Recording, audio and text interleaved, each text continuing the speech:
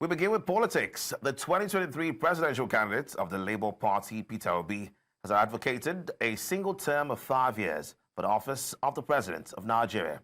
Obi said this would make the occupier know that they have a job to do within the limited time available. He said this was the practice in South Korea, where the president cannot seek re-election after a single term of 5 years in office. The former Anambra State governor said the practice of governing for 1 year and using the remaining years in office to plan for re-election should stop. Obi had on August 3rd reiterated his vow to serve only a single 4-year term if elected the president of Nigeria.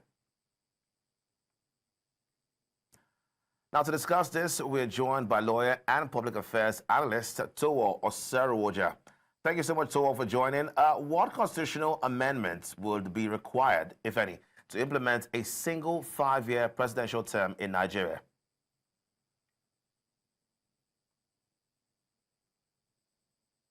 Can you hear me? Yes, I can. Please go ahead.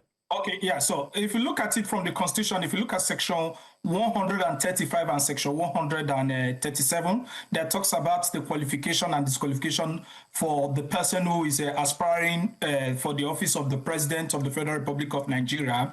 It is specific of a tenure of 4 years and a two tenure of, you must not exceed more than two tenure of for 4 years, which is the 8 years. But one particular tenure is 4 years. So if Peter Obi is canvassing for a single tenure of 5 years, that provision of the law must be amended to reflect his own position that suits his campaign aims and objective. Then, if I may digress from the issue of the constitutional provision, you now discover that he's a bit a politician than what we really see him as a technocrat earlier on. All right, so what are the likely political implications of a one-term presidency on governance, especially in terms of policy continuity and long-term planning? Okay, if you look at it, you could see the basis for his argument is for the fact that the people know, so that they will know that they will have something, they have limited time to work. But if you look at the Nigerian politics or the political characters in Nigeria, it's not about the two tenure they wanted to acquire, but they also go further to see the succession plan, which even at the second tenure, they will begin to now look who is going to succeed them, and they put all their energies, even state resources, in seeing that that happened. And Peter Obi should not excuse himself from that when he was the governor of Anambra State. So, but let's look at it, let's leave it at the level of campaign, because at this particular point in time now, he's trying everything possible to make himself sellable within the region that are craving to take over after the two tenure of the South. Now, if you look at it, it's not about the time. It's about the institution that drives the country. He make reference to South Korea, but that is a big misconception or a big error in his assertion to say, okay, the 5-year tenure. Nigeria, we are so diverse that our culture, the diversity in our culture and in our strength is different from that of the South Korea. South Korea is not run by individual, it's run by institution. So even if the president is sacked today, the policies set in place will continue because of institution. So Nigeria, we looked at it as individual system. But unlike other countries that things work, irrespective of the time, even if the president of that country dies today, the party has a structure, they have an ideology, they have a policy, and those policies are inculcated in the institution that drives that policy and bring the needed result, even if it's a 10-year plan or a 20-year plan, with different people's succession, without link to individuals. All right. Now, could this proposal reduce, the do-or-die nature of Nigerian elections? You know how it can be, right? Or would it merely shift the timeline of political tension? What do you think? It's not going to reduce anything. I'll tell you as a matter of fact, it's not going to reduce anything. If you look at the Nigerian politics as it is, it's a politics without principle and ideology.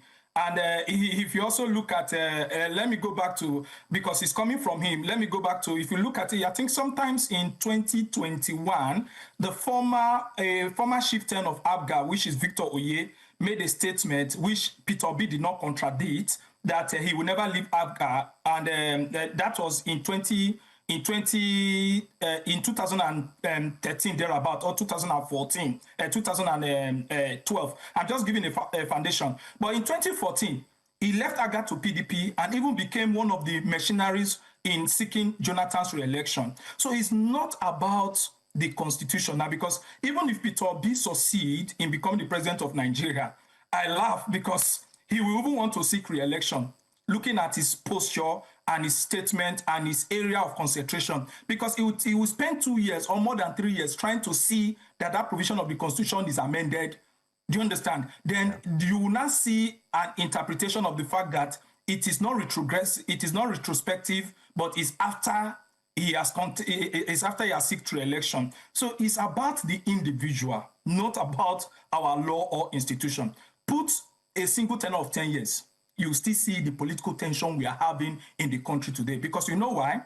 The political parties are run by individuals. They lack ideology and they don't know whatever, or they just do. Some of them are run by state fund. And that's why you see it's all about what? Sharing of power, taking of power, and controlling of power. That's all. Now, with a one-term limit now, will it make a president focus more on legacy and reforms, rather than re-election campaigns? At least that's something that Peter Obi has pointed to as one of the issues that he has with the present style of presidency that we have right now. What do you think? Now, I'll take it back to Peter Obi, and I'll take it back to our listener. The question is it about the tenure? It's about re-election, succession, because it's not about even who ends there. Let's give instances. When Peter Obi when he finished his second tenure in Anambra State, you could say that he went all out to see that, what's the name of the governor? I've forgotten the name of, what's his name? His name will come in now. The person who succeeded. It will still continue. It's not about, okay, my tenure has ended. It's the succession now. Kogi, for example, you could see what happened. So even if, like that's just what I'm telling you now. It's not about the law. Let's even make it a tenure of 5 years. You will see that they will use 1 year to rule. The next thing is who is going to succeed me. They will use the 4 years to see who is going to succeed me. That has been the politics of Africa. That has been the politics of Nigeria. Let me not use the word Africa. It's about Nigeria. You see Peter Obi immediately steps into the Aso Rock. Power corrupts absolutely. Immediately steps into the Aso Rock. All he wants to do is to say, okay, well, let me put in my allies. That will be the continuous process of the political tension we are having. Not about the people, because it's all about who will succeed and who will take over after me. You see what is happening in River State? That is the same thing. Wika's rule is 8 years, but it's all about succession, control. Even though I'm not there, I need to take charge. I need to take control. Majority is what is playing in Benue State. Because of the two parties are matured, and I'll give it to the Secretary to the Government of the Federation. Yeah, you'd have seen more chaos in Benue State. You look at all the states, it's like that. It's not about, okay, it's a one-ten, no. It's about individualism that has override the institution that ought to be the focal point of governance. I must say thank you to you, Mr. Tohwo, for having this conversation with us.